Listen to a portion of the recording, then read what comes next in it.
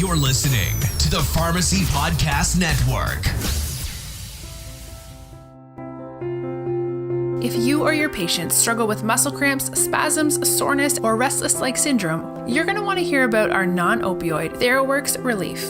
TheraWorks Relief is a clinically proven and published locally acting topical solution that prevents and relieves muscle cramps, spasms, and soreness in the legs and feet. In a research study including patients diagnosed with restless leg syndrome, TheraWorks Relief was shown to reduce symptoms commonly associated with accompanying RLS, including muscle cramps and spasms. Muscle cramps are reported as a side effect of hundreds of prescription medications, from intravenous iron sucrose and conjugated estrogens to statins and diuretics. By managing muscle cramps, TheraWorks Relief supports adherence, helping patients stay on important and often life-saving medications. TheraWorks Relief comes in an easy-to-use, fast-absorbing, non-greasy foam that can prevent muscle cramps and spasms with just a few simple applications a day. To learn more about TheraWorks Relief, go to theraworksrelief.com and click on the Healthcare Professional link.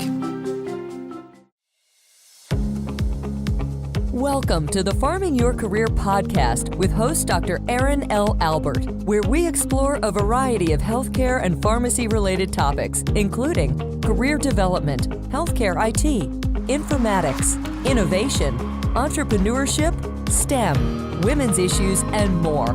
Farming Your Career podcast is part of the Pharmacy Podcast Network, and Aaron has had the #1 most downloaded episodes of 2016 and 2017 of the entire Pharmacy Podcast Network. Now, here's your host, Dr. Aaron L. Albert. Welcome to Farming Your Career on the Pharmacy Podcast Network. I'm Aaron Albert. This week, we feature one of my very favorite people in academic pharmacy. Dr. Lucinda Maine serves as Executive Vice President and CEO of the American Association of Colleges of Pharmacy. As the leading advocate for high-quality pharmacy education, AACP works to develop strong academic scholars and leaders to support excellent professional doctoral and postgraduate degree programs and build relationships with key constituency groups both inside and external to the profession of pharmacy. Prior to assuming her role, currently in July 2002, Dr. Maine served as Senior Vice President for Policy Planning and Communications with the American Pharmacists Association, and analyzing trends in healthcare, assessing the implications for pharmacy practice, and advocating appropriate recognition for all pharmacists were her top priorities at APHA. Dr. Maine is a pharmacy graduate of Auburn University and received a doctorate from the University of Minnesota. She served on the faculty at the University of Minnesota, where she practiced in the field of geriatrics and was an associate dean at the Samford University School of Pharmacy. With that, we wanted to bring Dr. Maine on to talk about trends in schools of pharmacy. There's a little bit of controversy there, too. And along with that, a brand new media campaign that is hitting the airwaves, radio waves, and all the waves out there soon that she unwraps in our podcast discussion. So give a listen to my conversation with Dr. Lucinda Maine. All right, Dr. Lucinda Maine, welcome to Farming Your Career on the Pharmacy Podcast Network. Thanks for having me. I'm so excited to have you. You know, being a former academician and now a preceptor, AACP is a wonderful organization, and I'm really glad that we're reconnecting. I always love to start, however, with the same question I ask all of our guests here on Farming Your Career. How did you get to where you are today in your career? Well, it was evolution. It was not an effectively planned evolution, because I grew up thinking I was going to be an elementary school teacher. Oh. And then found science in high school, and biology was really cool. And so I was thinking about a health career, but definitely not medicine or nursing. And one day before I started my freshman year at Auburn, my stepdad, who built submarines for a living, asked if I'd ever thought about pharmacy. And I had not.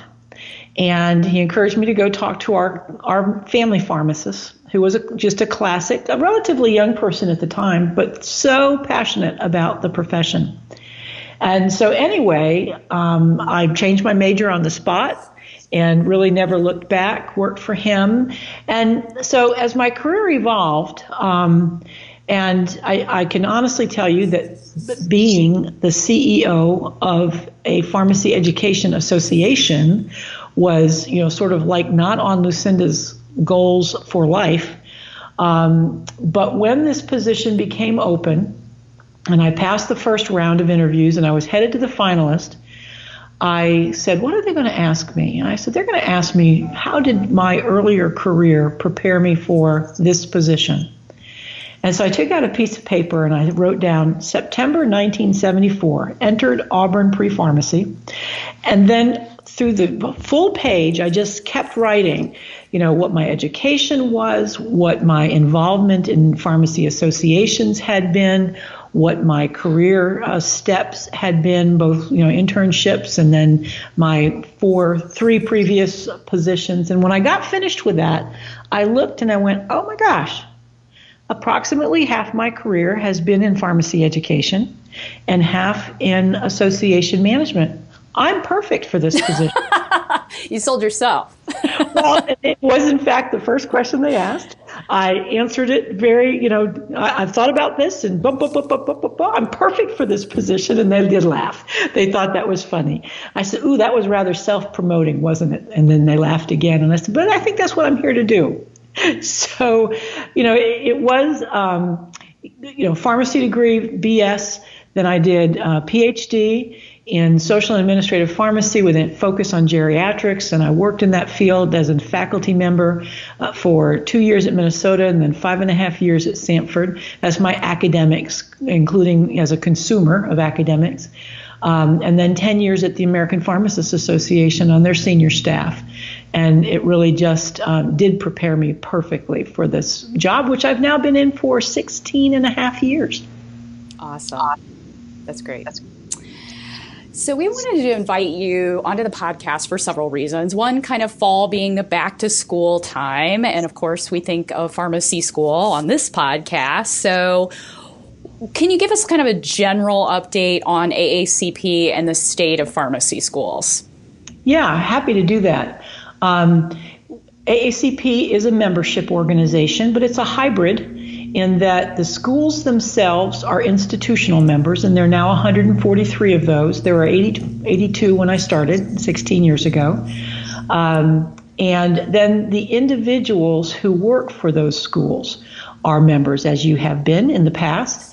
And that's everybody, including professional staff, assistant, associate, full professors, deans of every stripe, and a modest number of students, mostly students who are exploring academic pharmacy as a career, which of course we strongly recommend. And so we do all of the things that associations do. We publish a journal. It's probably the preeminent journal in the world for pharmacy education.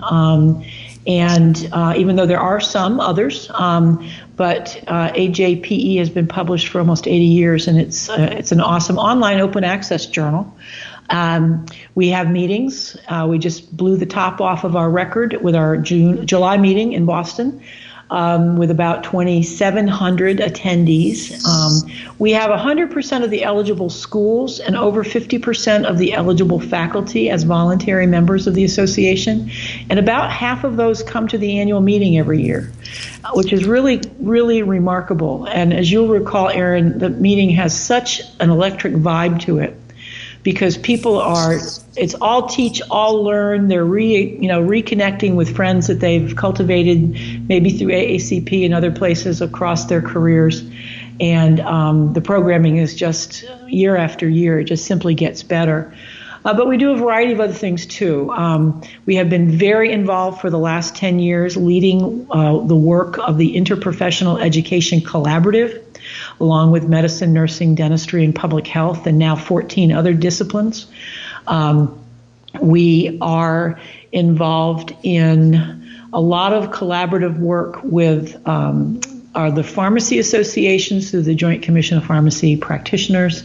We have a really robust public outreach program, and we'll talk a little bit more about that later. So a lot of the things, the common things that every association does, but we do it with a focus, get up every morning and say, how can we help the schools and colleges of pharmacy in the United States improve pharmacy education today?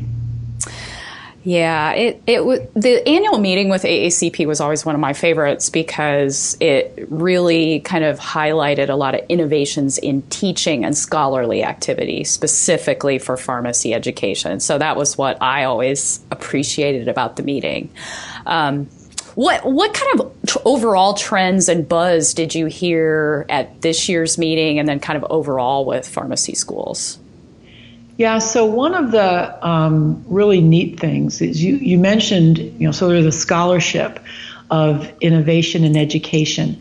And we just, as a part of the implementation of our strategic plan, just competitively awarded 10 Scholarship of Teaching and Learning grants. Very small grants, but you don't have to have a lot of money to do some of this work. And so we gave 10 $4,000 grants, $40,000 commitment, and that will grow in the second cycle. And have also begun recognizing distinguished teaching scholars and emerging teaching scholars.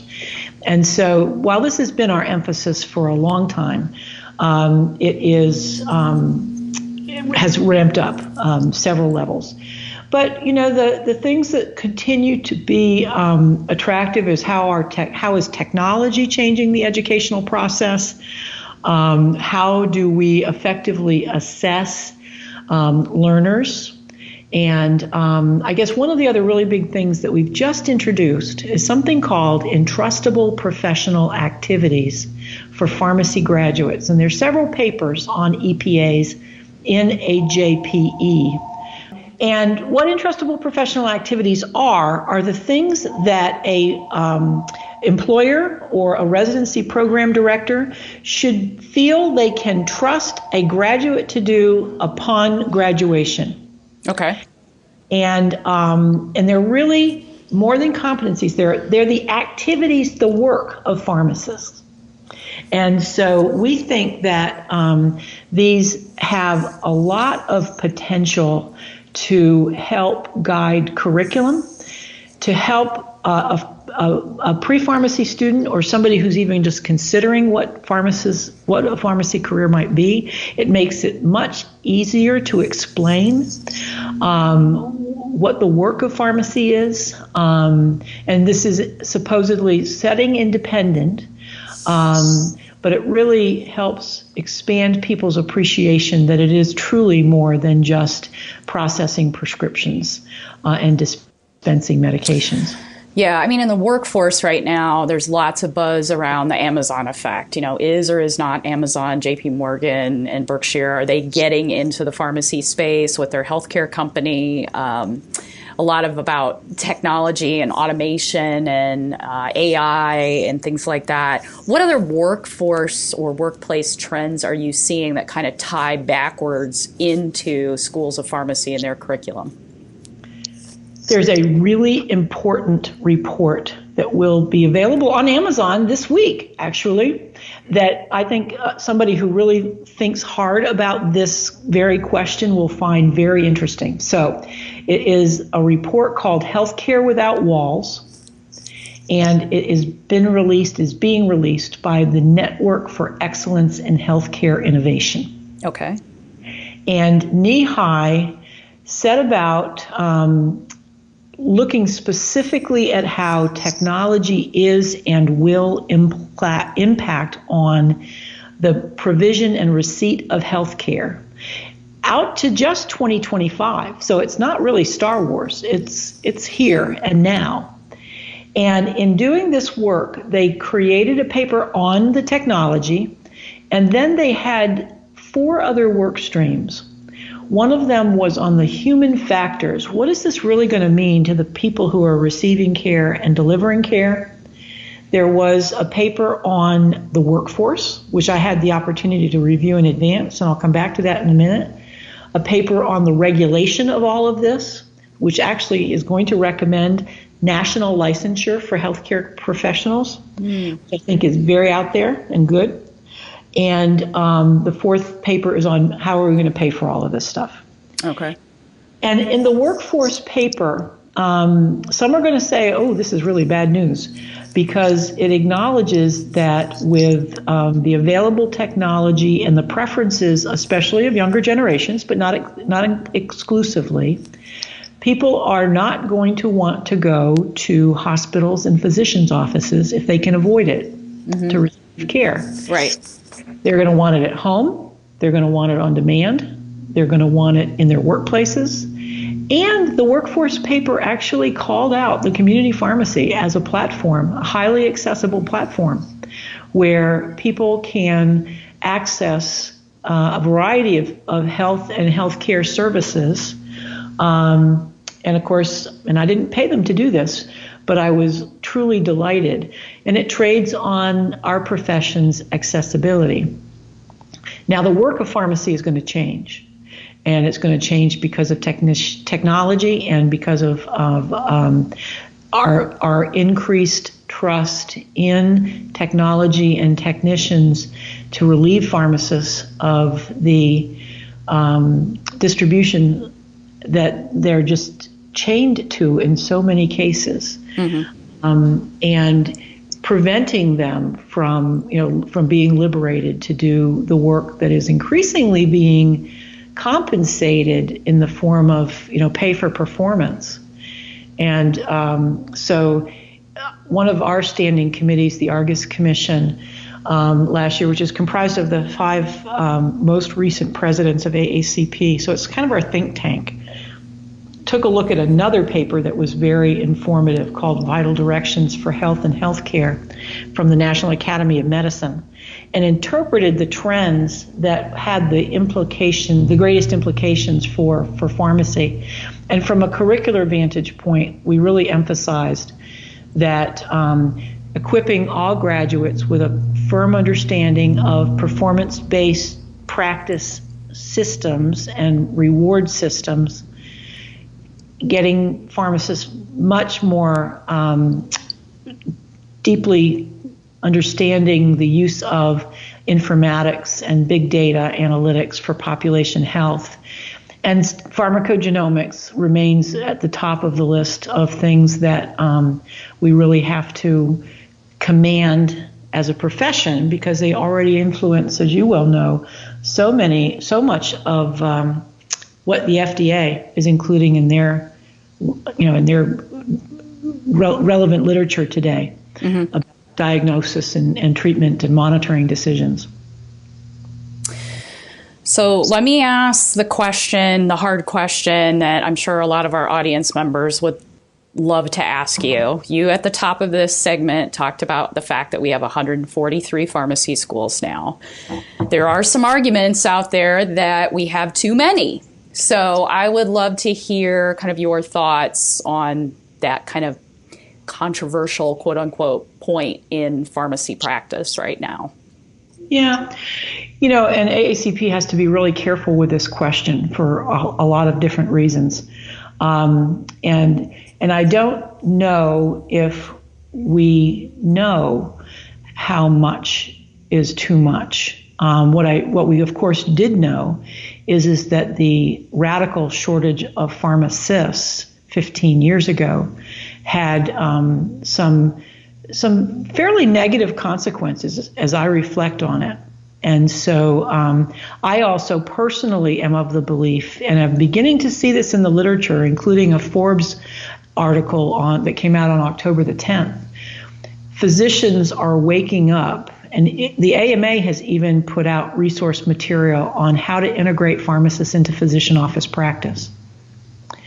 I personally believe that when and if we can meet the demand that I believe is coming, we will see potentially another shortage situation, even with 143 schools of pharmacy.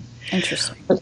But that will only be okay. And we are definitely seeing a slowing down in the number of schools, because we have seen a decrease in the number of applicants to the existing pharmacy schools.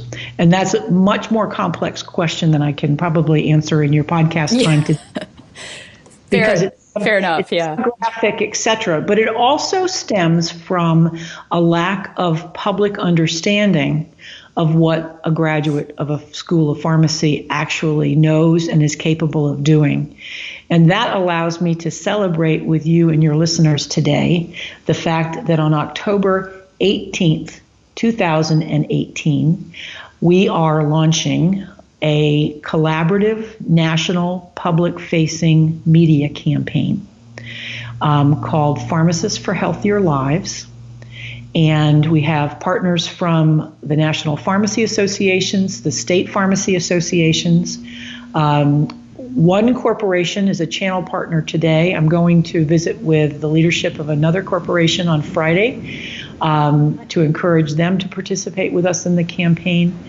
And it is so exciting. PharmacistForHealthierLives.org will be accessible tomorrow, and we'll give you a little bit of information about the campaign, including a killer campaign video. Our primary target are the chief medical officers of American families, women between the ages of 35 and 55. That's not our only audience. We also want to hit some younger people who might be thinking about a new career. And we want to also obviously message out to some older adults who have unique needs for, medication management, other clinicians, other healthcare providers. This is, to the best of my knowledge, the first and most aggressive public-facing campaign that the profession has done possibly ever. I won't go out all the way on the ice and say it's never been done before, but I don't believe it's ever been done in this manner. And I am just thrilled that we've been able to lead this effort. Again, it's not AACP's campaign; it's a collaboration, but it's needed to be done for a very long time. I love the word aggressive. I don't usually hear that word when you think about pharmacy, but I think, back to your earlier part of the conversation around, inserting ourselves into primary care offices with clinicians, I think aggressive is an appropriate term. And there are so many different things that we can do as practitioners. I think it's, I love the idea of the media campaign, and I think now is a perfect time to launch. So congratulations on that. I think that's exciting for pharmacy. It is. So maybe what we are is we are aggressively collaborative. Yeah, I like that. We'll take it. So, I always tried to instill in my students when I was teaching that they needed to differentiate themselves. So what are you seeing on the front with schools to differentiate themselves in pharmacy? So I just read recently there are 2 new schools of pharmacy or 2 new programs that have joint PharmD PA degrees. What other trends are you seeing out there? So the dual degree concept is a relatively rapidly maturing one. It's been around for a long time. PharmD MBA, PharmD MPH has come on very strong.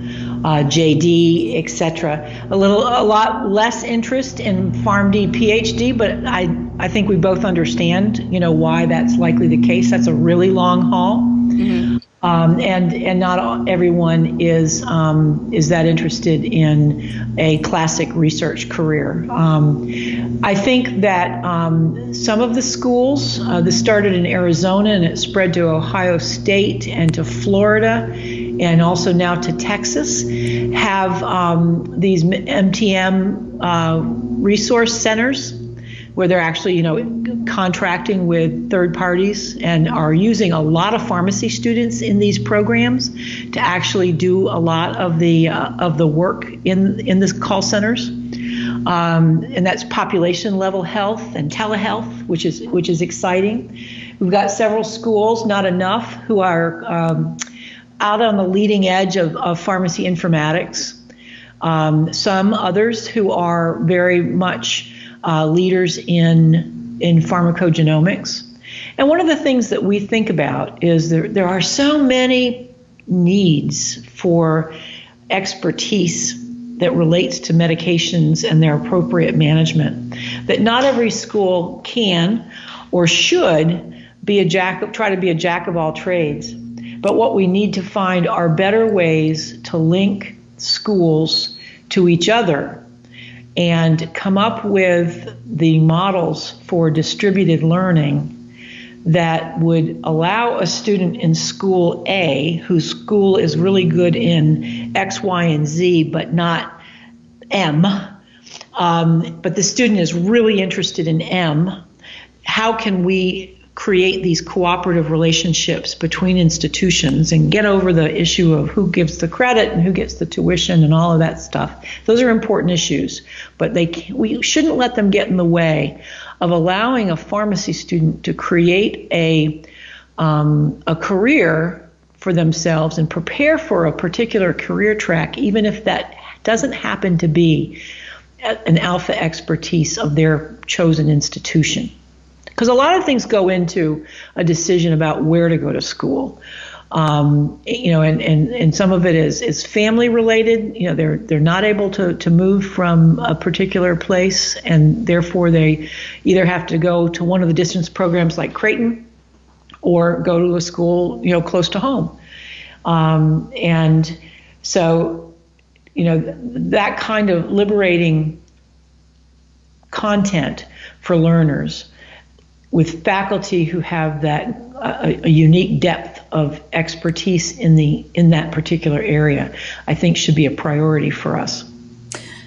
And I'm going to throw you a red herring question as we kind of wrap up here. What about pharmacists and thinking about career development as a pharmacy faculty member? We haven't had a ton of faculty folks on, so can you speak to that a little bit? So one of the most exciting programs that has evolved over my career happened just so kind of accidentally, fortuitously so. At the 2004 AACP annual meeting, I was approached by the person who ran talent management for Walmart at the time. Okay. And he came up to me, introduced himself, introduced me to his summer intern that he had brought to the meeting.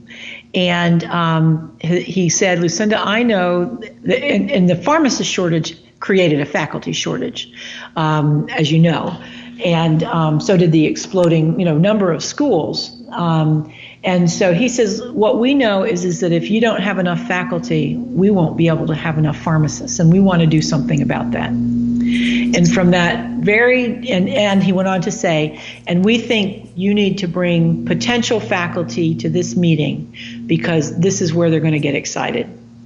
And so the Walmart Scholars Program was born. And we had 20 pair of scholars and their faculty mentors in 2005.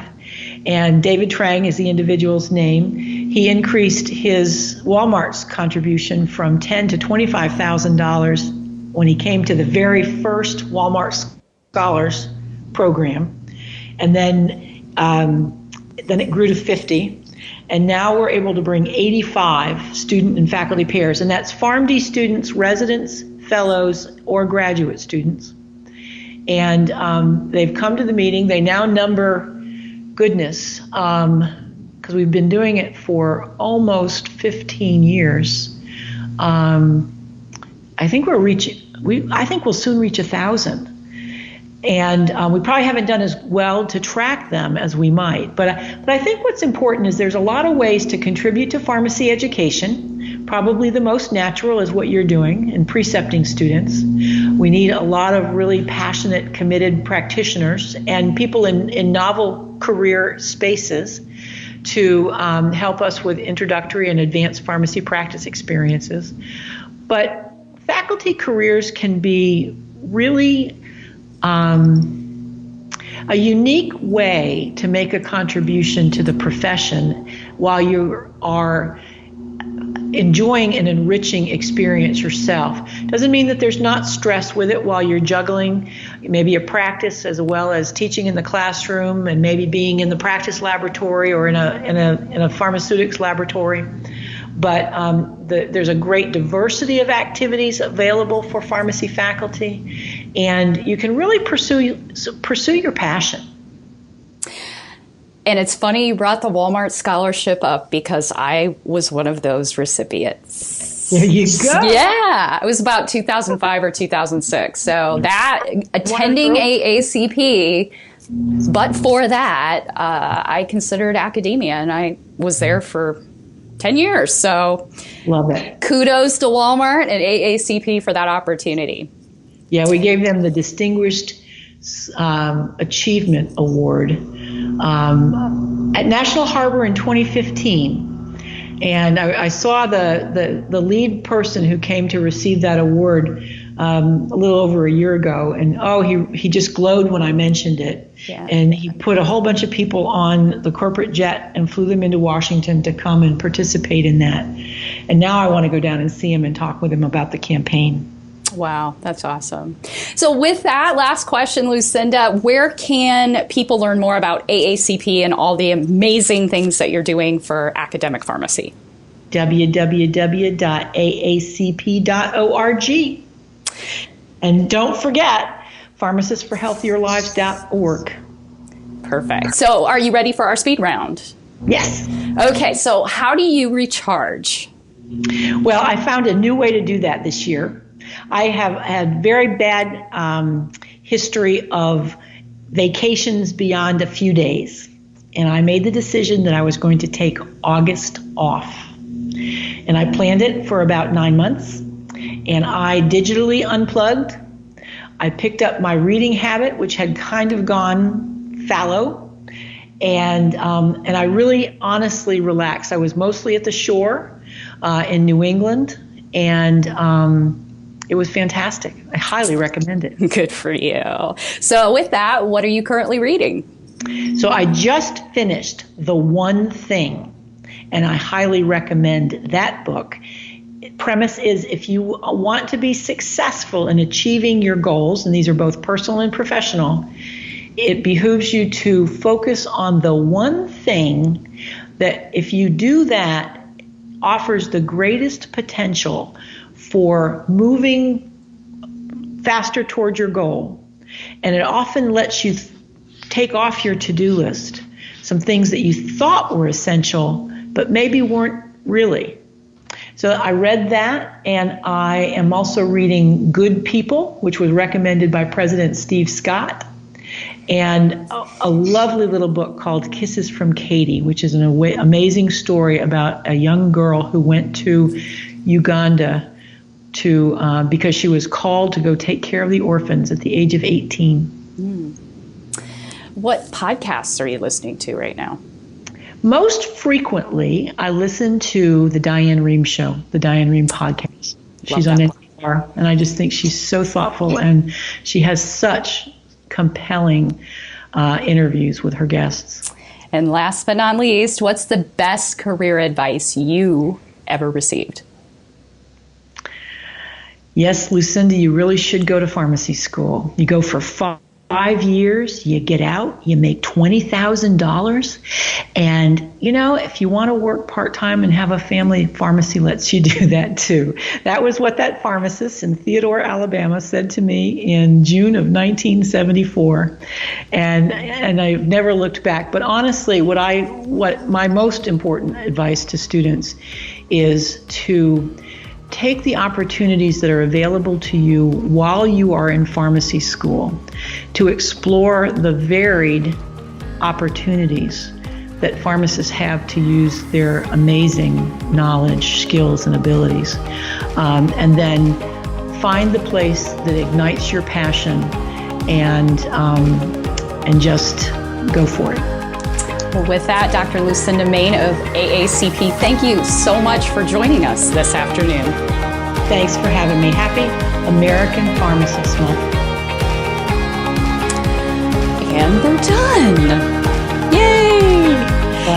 So are you working with Chad over here at ASCP on that? Thanks for listening to another episode of Farming Your Career. I'm Erin Albert. I hope you found this insightful with Dr. Lucinda Maine today in our conversation. Please check out the website she mentioned in the new media campaign. As well, I hope to see some of you at ASCP, or the American Society of Consultant Pharmacists annual meeting that's coming up just around the corner, November 1st through 4th in National Harbor, Maryland. I look forward to meeting many of you at that meeting. Until next time, take care. And as always, if you have feedback for us, comments, suggestions, and how to improve our podcast, You can always hit me personally over at Twitter at Erin L. Albert. We have a Twitter handle for this account as well, at Farming Careers. And last but not least, you can always hit us up through the network at Pharmacy Podcast.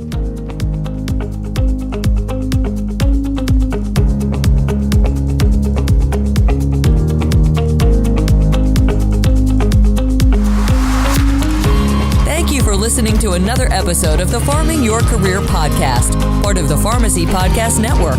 If you have ideas or comments for Erin, be sure to contact her through Twitter. Follow her at Erin L. Albert. And remember to keep your career growing.